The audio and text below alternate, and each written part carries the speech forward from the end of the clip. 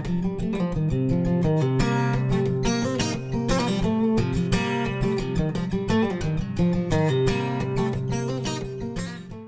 going to welcome up our last presenter today, Dr. Emily Jane Davis, who is an assistant professor and extension specialist in the Department of Forest Ecosystems and Society at Oregon State University. Her applied research and technical assistance focuses on collaborative natural resource management in a variety of social and ecological settings.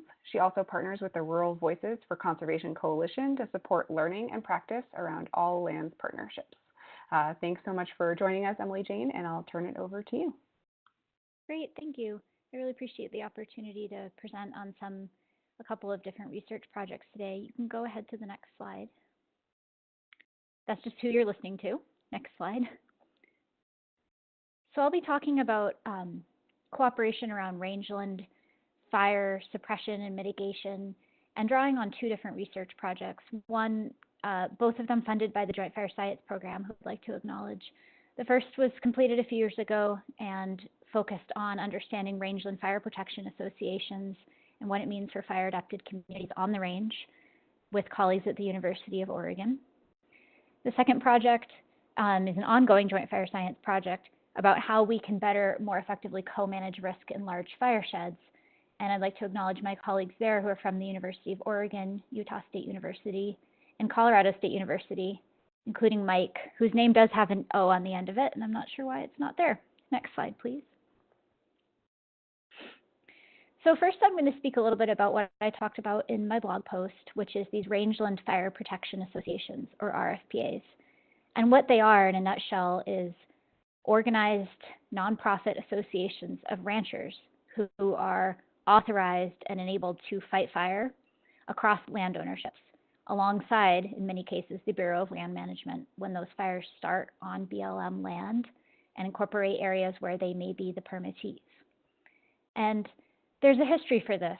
So there's been a history of frustration, first of all, as we all know, and others have said already today, of these large fires that cross ownerships, but the desire to respond to those fires also crosses ownerships.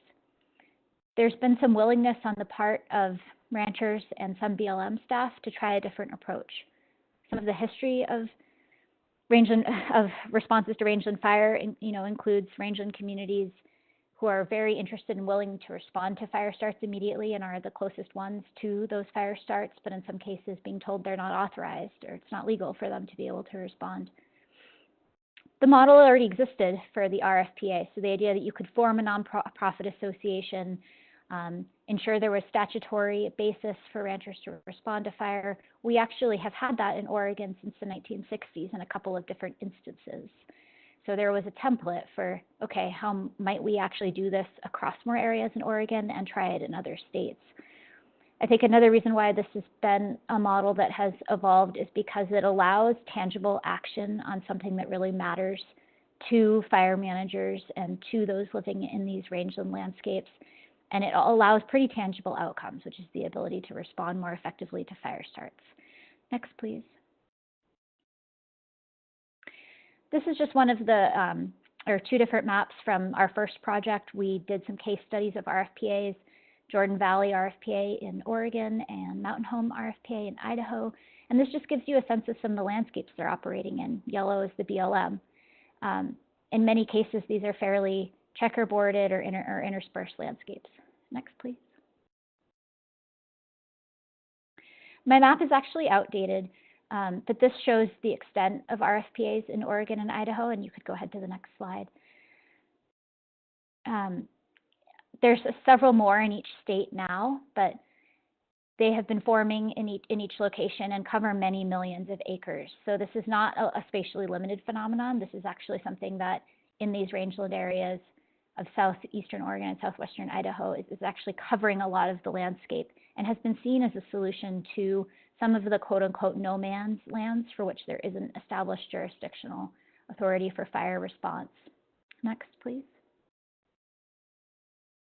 So importantly, RFPAs, there's actually a whole complex bundle of rights and responsibilities and arrangements that go behind them being able to operate across landscapes. And it's important to consider the state, federal, and in-kind components of that. Next, please. I won't go over it in great detail.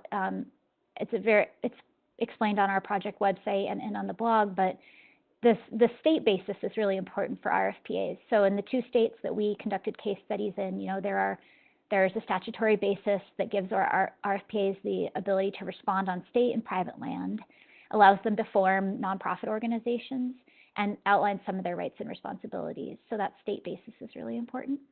Next. So states also kind of act as a bedrock or a home for RFPAs. 2 different state agencies are the home of RFPAs in each state. In Oregon, that's our Oregon Department of Forestry. In Idaho, that's the Idaho Department of Lands. And they'll provide for the acquisition of federal surplus equipment, which can help with firefighting, particularly heavy equipment. In Oregon, they coordinate training. In Idaho, they provide the personal protective equipment. And they also can help act as a conduit for pass-through of funds, particularly those related to sage grouse, because RFPAs are seen as a front line in stopping fires before they become too large and protecting sage grouse habitat. So getting things like radios to RFPA members. Next, please. But in order to respond on federal land, which in many cases is Bureau of Land Management land or maybe U.S. Fish and Wildlife land, depending on the location of the RFPA, they need to have separate arrangements. In Oregon, these have been memorandum of understanding. In Idaho, these have been cooperative agreements. What these do is they outline the agreement between the federal agency and each RFPA. They say, here's how we're going to respond to fires. Here's the standards for training, PPE, and communication that we have. And in many cases, the BLM also provides training and some equipment. Next. One thing I really like to emphasize, though, is how much these actually rely on the contributions of RFPA members themselves. So in order to be in the RFPA, if you're within the boundary that is drawn as a landowner, you can pay dues to the organization.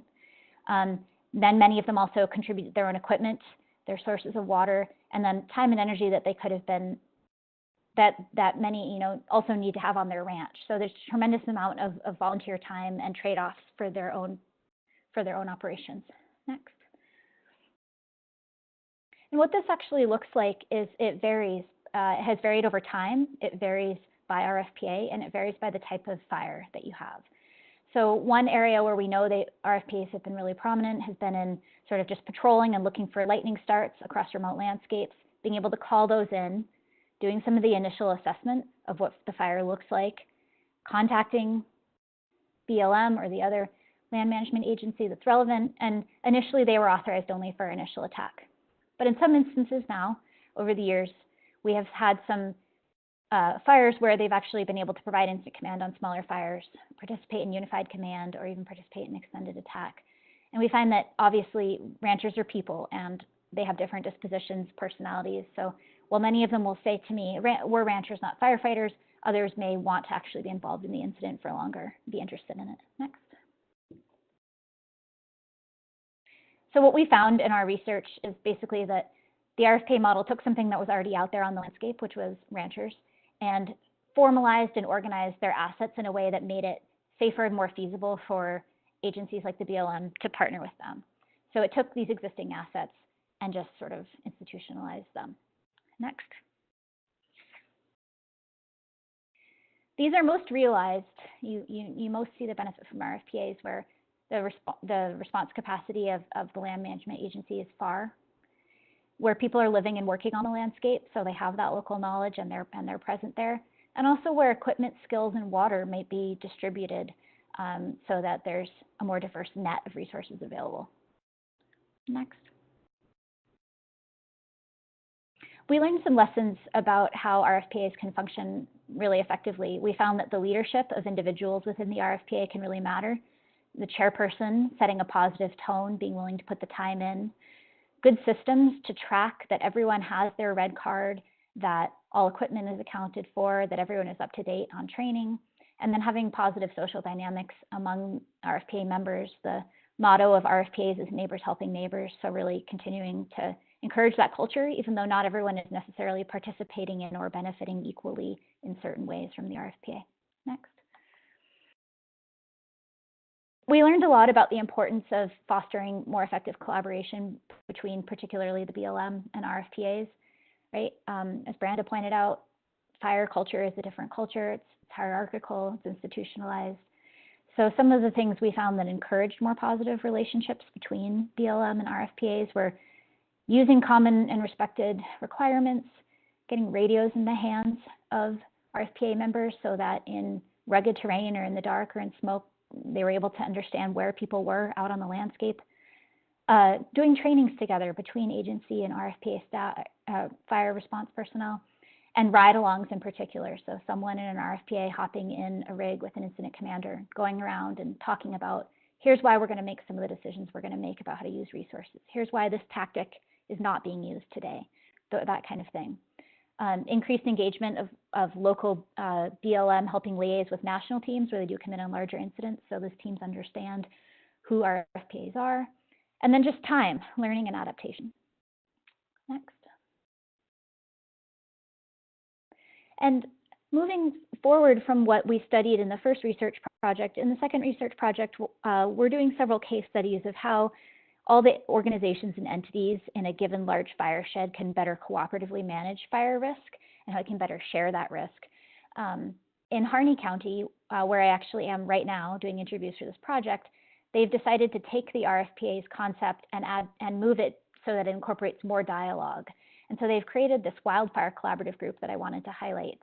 This group began in 2014 through some efforts with an NGO here, the High Desert Partnership, Oregon Solutions, an entity we have in our state that helps support collaborative partnerships of all kinds, desire from the agencies to continue to have perhaps a higher level dialogue about how fires are going to be managed in Harney County, and a desire to continue to have cooperative relationships with the 5 RFPAs that are present in this county.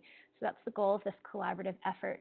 So those of you who are familiar with forest collaborative groups, like on Forest Service land, this is somewhat analogous in that it's a group of different stakeholders around fire that get together and try to have conversation about what they want to see happen, what they can agree on.